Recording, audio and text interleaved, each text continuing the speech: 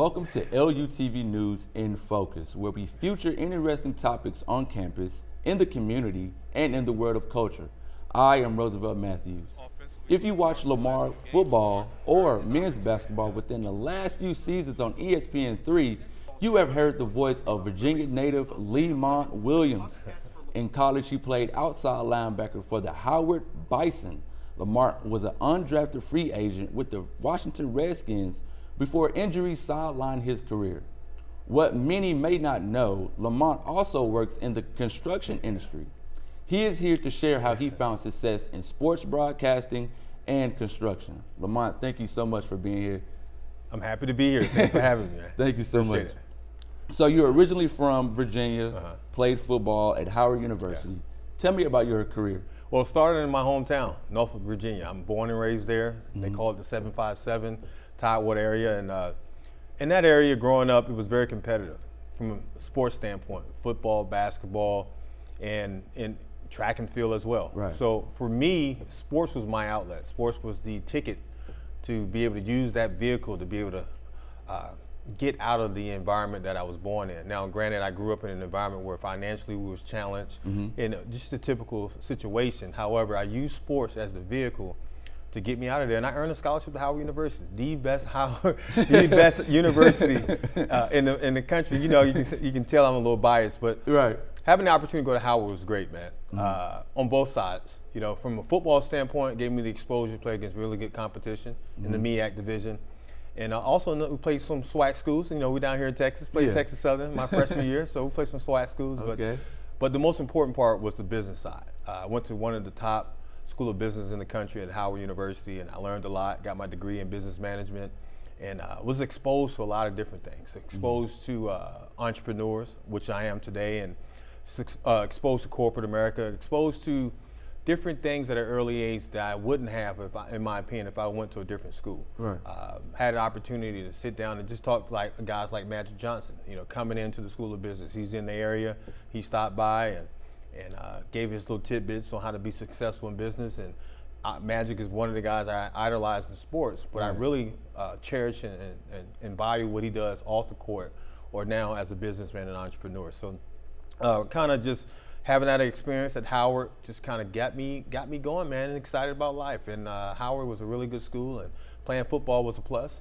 Had an opportunity to play football at Howard and earned my scholarship. And from there, was not drafted, but signed as an undrafted free agent with the Washington Redskins. And career didn't go the way I wanted to.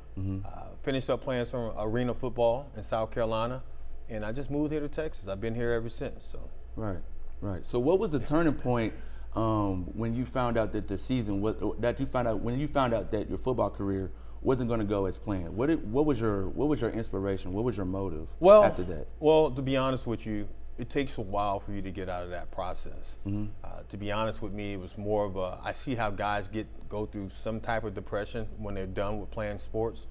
You got to understand, I've been playing this game called football that I love so much since 7, 8 years old. So when your career is over, for me it was over, 23, 24. So it took a while for me to process that and try to get it out of that mode. What was my motivation to be able to get out of that was I had to move on. I had a whole nother life to live and establish in the state of Texas. And I got into construction. Construction management, and started building houses down here. Housing market was booming at the time.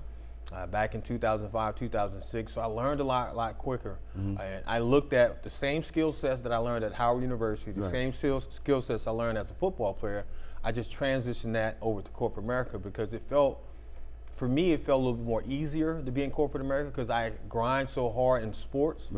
And just kept going. I took that same mentality I had at Howard, the same mentality on the football field, and just transitioned to corporate America, and I got off to a really good start. And you said you're involved in construction. What do you do with that construction? What exactly do you do?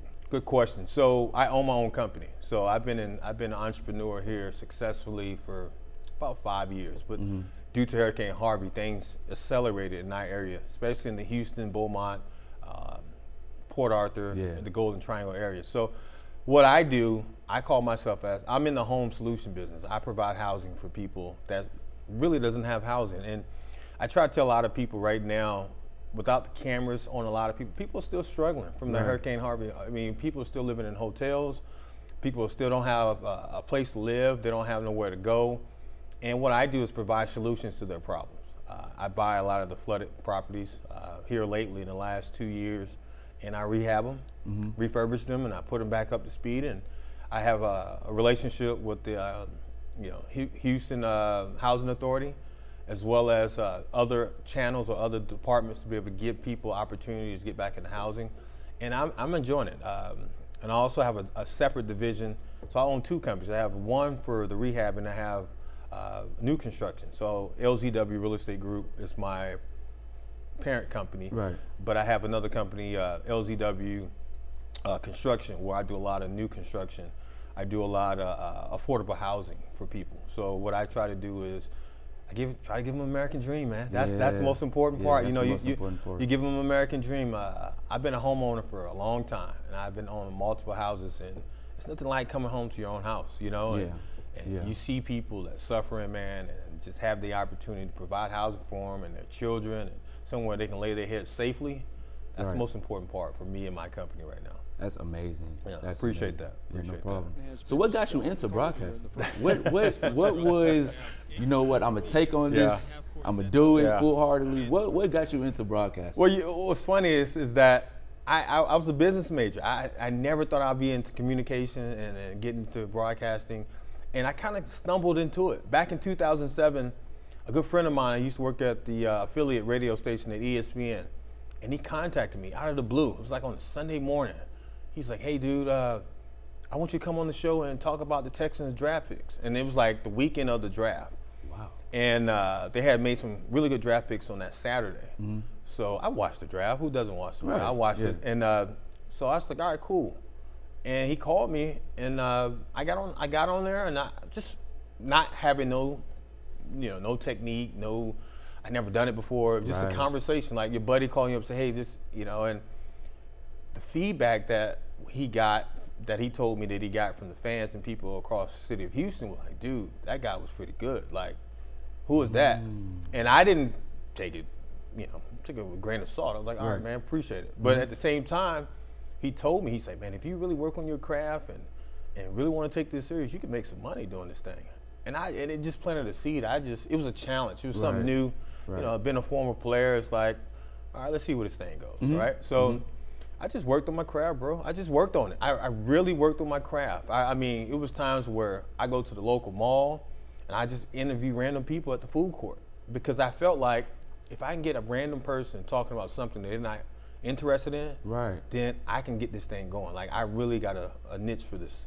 So I mean, everyone loves sports. We're in the state of Texas, right? So everyone loves, especially football.